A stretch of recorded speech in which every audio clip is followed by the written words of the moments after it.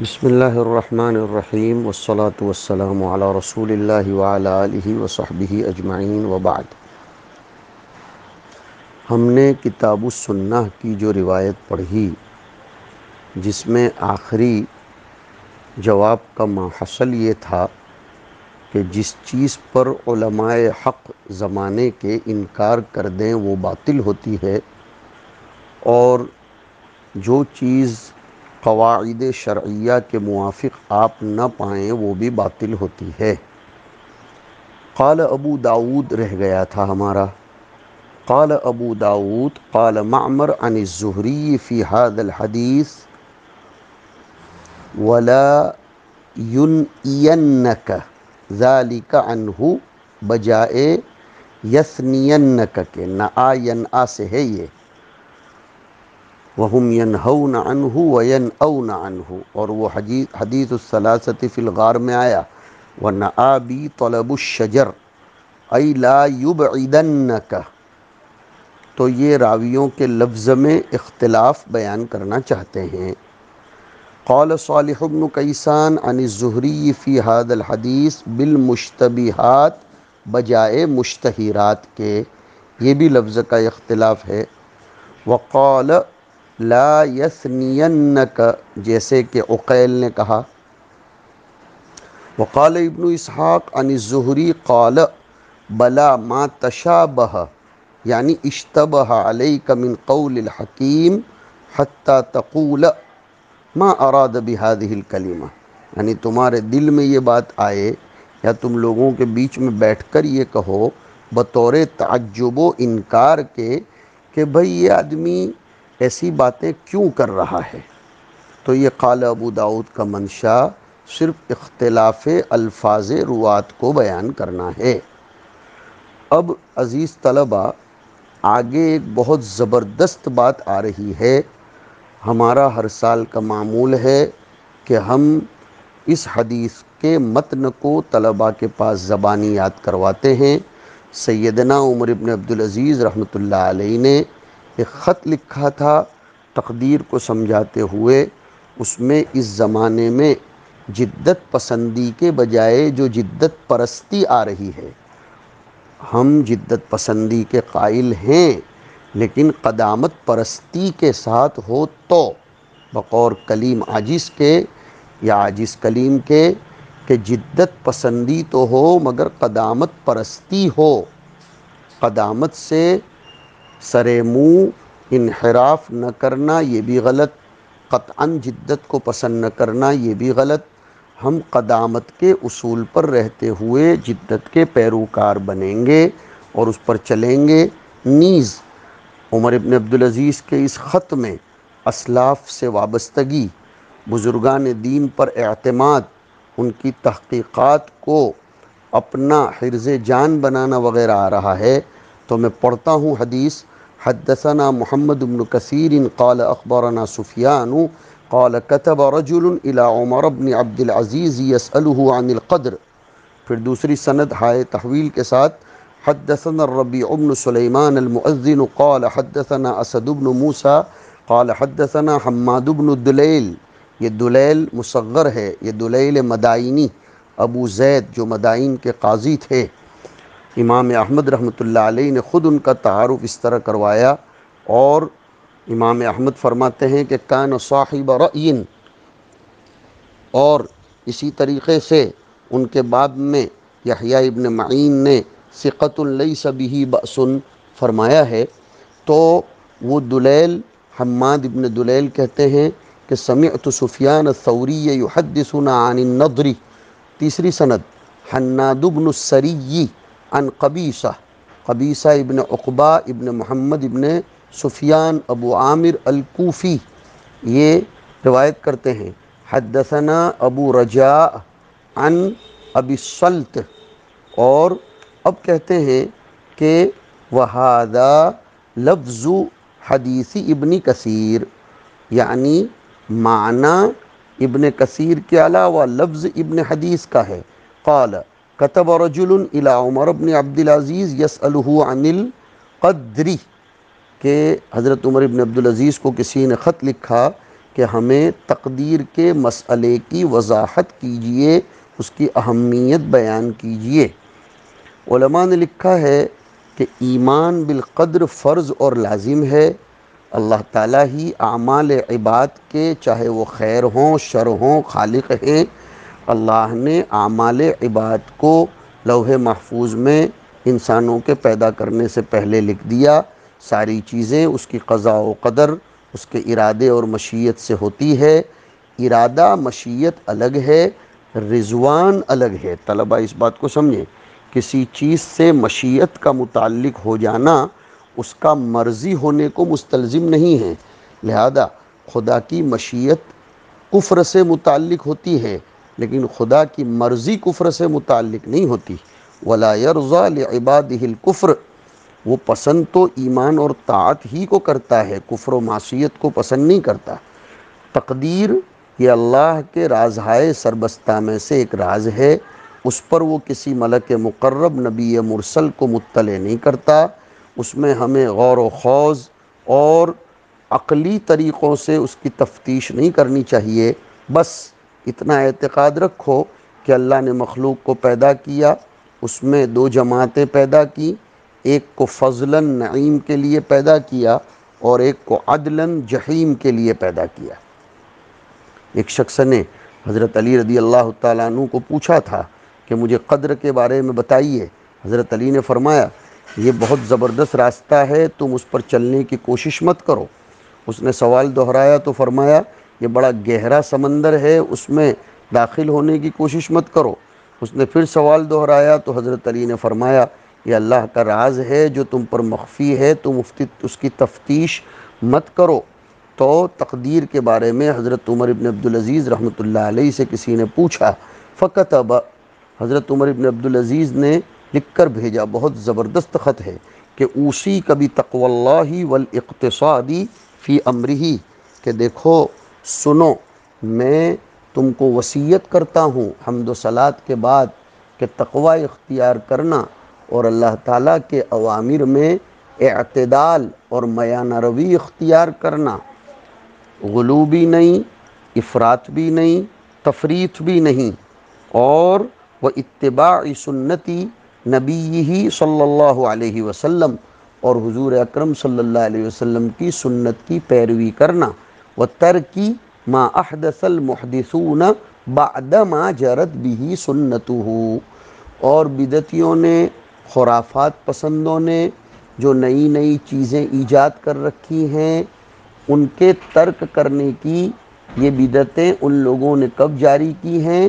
بعد اس کے کہ رسول اللہ صلی اللہ علیہ وسلم کی سنتیں جاری اور ساری ہو چکی، تو اس کو بھی چھوڑ دینا، اس کے اوپر مت چلنا۔ وَكُفُوا مُؤْنَتَهُ، اور من جانب اللہ لوگ اس بدعت فی الدین کی مشقت کی کفایت کیے جا چکے ہیں، یعنی رسول اللہ صلی اللہ علیہ وسلم کی سنتیں ہمارے سامنے، لوگوں کے سامنے پیش ہو جانے کے بعد جو ہر لائن اور شعبے میں پائی جاتی ہیں، اس بدعتوں کے احداث کی مشقت برداشت کرنے کی ضرورت کیا باقی رہ گئی تھی؟ جب سنت کا ایک شفاف طریقہ ہمارے سامنے آ گیا تو پھر اس احداث اور بدعت سے زیادہ تر اشارہ انکار تقدیر کی طرف ہے، جو ایک بہت بڑا فتنہ ہے۔ اسی فتنے کو مٹانے کی فکر عمر ابن عبدالعزیز کو وابستہ تھی، ان کے دامنگیر تھی، جیسے کہ ان کے خط سے پتہ چلتا ہے۔ تو وہ پھر اس کو کہتے ہیں فَعَلَيْكَ بِلُزُومِ السُّنَّةِ فَإِنَّهَا لَكَ بِإِذْنِ اللَّهِ عِصْمَةٌ، تمہارے لیے ضروری ہے کہ تم سنت کو لازم پکڑو۔ تقدیر وغیرہ کے بارے میں جو کچھ احادیث سے ثابت ہے، اس لیے کہ یہ سنت کا اختیار کرنا تمہارے لیے اللہ تعالیٰ کے فضل اور اس کے حکم اور اس کی اجازت سے عصمت اور سلامتی کا ذریعہ ہے۔ یہ لفظ خاص طور پر قابل توجہ ہے کہ سنتوں پر چلنا یہ انسان کے لیے عصمت اور عافیت کا ذریعہ بنتا ہے۔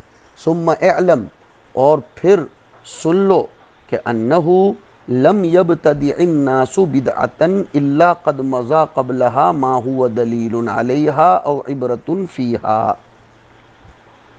بہت زبردست بات کہ یہ گمراہ لوگ اپنی طرف سے جو بھی بدعتیں ایجاد کرتے ہیں تو اس بدعت کا حال یہ ہوتا ہے کہ اس بدعت کے خلاف، یعنی اس کے غلط ہونے پر زمانہ سابقہ میں، ماضی میں، اس سے پہلے حضور اور صحابہ کے زمانے میں دلیل قائم ہو چکی ہوئی ہوتی ہے، نئی دلیلیں ڈھونڈنے کی ضرورت نہیں ہے، علیہا یعنی اس کے خلاف دلیل قائم ہو چکی ہوتی ہے، او عبرۃ فیہا زمانہ ماضی میں بدعتوں کے باطل ہونے پر عبرت پائی جاتی ہے، یا یہ کہ خود بدعتوں میں عبرت ہوتی ہے اس بات کی کہ ان سے احتراز کیا جائے، بچا جائے۔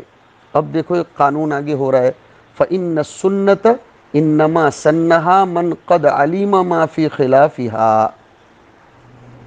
سنت جاری کرنے والا ایسا عظیم المرتبت شخص ہے جو جانتا تھا کہ اس خلاف سنت طریقے میں کیا خطا اور لغزش ہے اور کیا حماقت ہے، بے وقوفی ہے۔ اس سے مراد خود حضور کی ذات گرامی قدر ہے۔ خلاف سنت طریقوں میں جو خرابیاں تھیں اس کو حضور اکرم علیہ السلام بہت اچھی طرح جانتے تھے۔ وَلَمْ يَقُلْ ابن کثیر من قد علیم، یعنی ابن کثیر جو اس روایت کے راویوں میں سے ایک ہے، انہوں نے من قد علیم کا لفظ ذکر نہیں کیا، انہوں نے اس کے بالمعنی کوئی لفظ ذکر کیا ہوگا جس کو مصنف نے حفظ سے نکال دیا ہو، اس لیے اس کو چھوڑ دیا۔ یہ لفظ ربیع اور حناد ان کے جو شیخ ہیں انہوں نے ذکر کیا، اور یہ جو من الخطئی ہے یہ ما فی خلافہا میں ما کا بیان ہے۔ زلل، حمق اور تعمق یہ تکلف کے معنی میں ہے۔ اب دیکھو نصیحت کتنی اچھی، فرض لنفسک ما رضی بہ القوم لانفسہم۔ اللہ، یہ بہت جامع ہے۔ عمر ابن عبدالعزیز نے فرمایا اپنے لیے تم اسی چیز کو پسند کرو جس کو سلف صالحین نے اپنے لیے پسند کیا، یعنی اقرار بالقدر، قضاء و قدر پر ایمان لانا، اس کو برحق سمجھنا، اور سلف صالحین کی تحقیق پر، ان کے ایمان پر اعتماد رکھو۔ کیوں؟ فَإِنَّهُمْ عَلَىٰ عِلْمٍ وَقَفُوا وَبِبَصَرٍ نَافِذٍ كَفُّوا۔ سلف صالحین علوم سے بہت زیادہ آشنا تھے کیونکہ انہوں نے نبوی چراغ سے علم حاصل کیا تھا، اور انہوں نے اپنی کامل بصیرت سے اس چیز سے روکا ہے۔ کس چیز سے؟ قدریہ کے عقیدوں سے لوگوں سے روکا ہے۔ انہوں نے زبردست قسم کا علم حاصل کیا اور انہوں نے خود اس کو روکا۔ وَلَهُمْ عَلَىٰ كَشْفِ الْأُمُورِ كَانُوا أَقْوَىٰ۔ یہ ل اور ہم میں الگ کر کے پڑھا ہوں اس لیے کہ یہ لام مفتوح تاکید کے لیے ہے کہ البتہ یہ حضرات، یہ سلف صالحین امور دین کی تحقیق اور تشریح میں بڑے مضبوط تھے۔ وَبِفَضْلِ مَا كَانُوا فِيهِ أَوْلَىٰ، اور وہ اس میں جو فضیلتیں پائی جاتی تھیں سنت میں، علوم میں، اس کی فضیلت سے بخوبی واقف تھے۔ ان کے اوپر اعتماد رکھو، میں بار بار بول رہا ہوں، سلف کی باتوں پر اعتماد رکھو، جدت پرستی مت کرو۔ فَإِن كَانَ الْهُدَىٰ مَا أَنْتُمْ عَلَيْهِ لَقَدْ سَبَقْتُمُوهُمْ إِلَيْهِ، کہ اگر ہدایت کی بات جس کو تم سمجھ رہے ہو، جس پر تم چلنا چاہتے ہو، یعنی تقدیر ماننے کے بجائے انکار تقدیر پر، تو اس کا مطلب یہ ہوگا کہ اس بارے میں تم سلف صالحین پر سبقت لے گئے اور گویا وہ تم سے پیچھے رہ گئے، اور یہ بات تو ہو نہیں سکتی۔ پچھلے لوگ اگلوں پر کیسے سبقت لے جا سکتے ہیں؟ السابقون السابقون اولئک المقربون، یہ تو بات مسلم ہے۔ وَلَئِن قُلْتُمْ، اگر کوئی شخص ان بدعتیوں کی طرف سے تعویل کرتے ہوئے بطور معذرت کے یہ کہے، کیا کہے؟ وَلَئِن قُلْتُمْ إِنَّ مَا حَدَثَ بَعْدَهُمْ مَا أَحْدَثَهُ إِلَّا مَنِ اتَّبَعَ غَيْرَ سَبِيلِهِمْ وَالرَّغِيبَ بِنَفْسِهِ عَنْهُمْ فَإِنَّهُمْ هُمُ السَّابِقُونَ۔ فقد تکلموا فیہ بما یکفی ووصفوا منہ ما یشفی فما دونہم من مقصر وما فوقہم من محسر وقد قصر قوم دونہم فجفوا وطمح عنہم اقوام فغلوا وانہم بین ذلک لعلی ہدی مستقیم۔ کوئی شخص ان بدعتیوں کی طرف سے معذرت پیش کرے کہ انہوں نے جو بدعت ایجاد کی وہ اس وجہ سے کی تھی کہ ان کی لائن ہی دوسری ہے، سلف صالحین کی لائن ان کی ہے ہی نہیں، تو ان کے اس بیکار اعتذار کو قبول مت کرنا، اس کو بالکل پسند مت کرنا۔ آج کل لوگ ایسا کرتے ہیں کہ ایسا کہتے ہیں بھئی یہ علماء کی لائن نہیں ہے، یہ ہماری لائن ہے، اور ہماری لائن علماء کی لائن نہیں ہے، یہ ہماری ان کی لائن سب الگ الگ ہے۔ تو ان کے اس اعتذار کو محمل سمجھنا، لائن بدلنا درست ہے ہی کہاں، اس لیے کہ جو بھی چیز خیر ہے اس کی طرف وہ سبقت لے جانے والے تھے، چاہے دنیاوی امور ہوں چاہے دینی امور ہوں۔ انہیں نبی نے اپنی مشکات نبوت سے دنیا سے کاٹا تو نہیں تھا، ظاہر ہے کہ انہی کی لائن درست ہوگی، بعد والوں کی لائن کیسے درست ہو سکتی ہے۔ یہ اعتذار اسی قسم کا تھا کہ لکم دینکم ولی دین، نہیں۔ آگے فرماتے ہیں کہ یہ سلف صالحین اس مسئلہ قدر کے بارے میں اتنا بول چکے، اتنا بیان کر چکے کہ جو کافی اور شافی ہے، انہوں نے کافی شافی باتیں کہہ دی۔ تقدیر کے بارے میں جتنی صراحت، جتنی تفصیل اسلاف کر چکے ہیں، اب نہ تو اس سے ہم پیچھے ہٹیں گے نہ آگے بڑھیں گے۔ تقدیر کا مسئلہ بڑا حساس ہے، اسلاف نے اس کے بارے میں بہت چھان بین کی، نہ اس سے پیچھے ہٹنا چاہیے نہ آگے بڑھنا چاہیے۔ تقدیر کے مسئلے میں اگر زیادہ بحث کی جائے گی تو اس میں گمراہی ہوگی۔ مقصر اور محصر یہ مصدر میمی ہے یا ظرف مکان ہے، روکنا یا روکنے کی جگہ۔ جی، بعضوں نے جس حد پر جا کر اسلاف رکے تھے انہوں نے اپنے آپ کو اس سے پیچھے روکا اور تقصیر کی تو وہ اپنی جگہ پر قائم نہیں رہ سکے، یعنی نیچے گر گئے۔